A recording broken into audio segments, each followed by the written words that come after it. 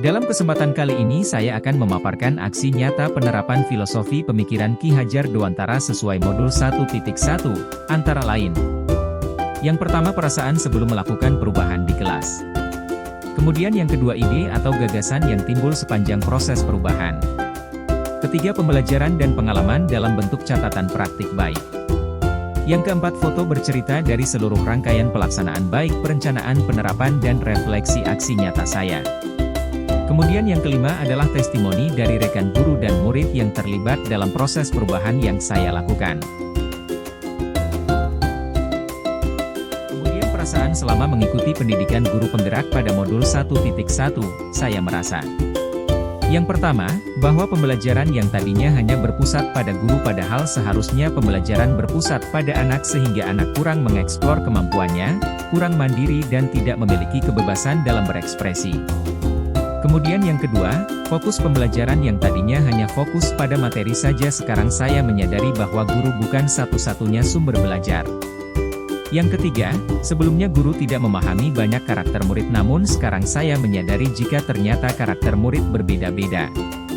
Yang keempat, sebelumnya saya tidak banyak metode pembelajaran yang menyenangkan murid, namun sekarang saya menyadarinya bahwa ternyata banyak metode pembelajaran yang menyenangkan bagi murid yang sesuai dengan kodrat alam dan kodrat zaman.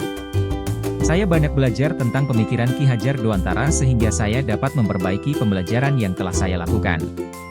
Filosofi pendidikan menurut Ki Hajar Dewantara ini menyadarkan saya, pentingnya memberikan pendidikan yang menuntun, dibanding hanya sekedar mengajar saja. Saya harus memberikan contoh teladan yang baik kepada murid. Tentang ide atau gagasan yang timbul sepanjang proses perubahan di antaranya. Saya membuat media pembelajaran yang menarik, kreatif, dan inovatif. Kemudian yang kedua, saya mengajak kolaborasi dengan teman rekan sejawat. Yang ketiga, saya menerapkan metode dan model pembelajaran untuk menciptakan pembelajaran yang menyenangkan bagi murid. Sebelum saya melakukan aksi nyata, penerapan pemikiran Ki Hajar Dewantara, saya lakukan tahap perencanaan terlebih dahulu, yaitu berdiskusi dengan teman sejawat di sekolah. Selain itu saya menyiapkan perangkat pembelajaran berupa RPP. Saat pelaksanaan kegiatan pembelajaran diawali dengan pembiasaan berdoa terlebih dahulu untuk memunculkan sifat religius.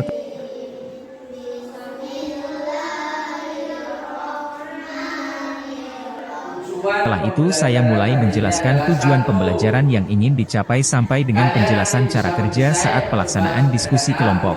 Selanjutnya murid di tiap-tiap kelompok berkolaborasi dan aktif dalam melakukan diskusi dan kolaborasi. Mereka tampak antusias dan penuh semangat saat melakukan diskusi ini. Setelah selesai masing-masing kelompok mempresentasikan hasil diskusinya di depan kelas. Di akhir pembelajaran saya memberikan penguatan terhadap hasil-hasil dari diskusi yang mereka lakukan.